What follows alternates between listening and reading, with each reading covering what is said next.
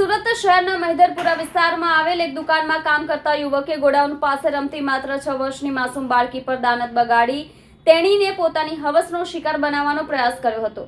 બાળકીના પરિવારજનોએ આ અંગે મહેદરપુરા પોલીસ મથકમાં ફરિયાદ નોંધાવતા પોલીસે તાત્કાલિક કાર્યવાહી કરીને આરોપી વિરુદ્ધ બળાત્કારનો ગુનો દાખલ કરી તેની ધરપકડ કરી છે।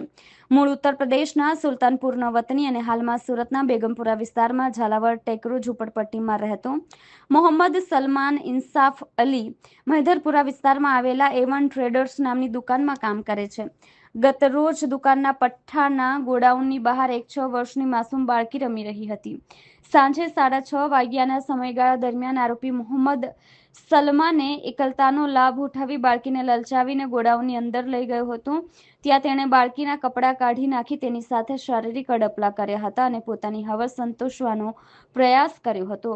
આ બનાવ બાદ બાળકી ગભરાયેલી હાલતમાં ઘરે પહોંચી હતી અને હકીકત પોતાની માતા-પિતાને જણાવી હતી। મહેદરપુરા પોલીસે તરત જ બળાત્કાર પોસ્કો એક્ટ હેઠળ કલમો સહિતનો ગુનો દાખલ કરી આરોપી મોહમ્મદ સલમાન ઇન્સાફ અલીની ધરપકડ કરી કાયદેસરની કાર્યવાહી હાથ ધરી છે।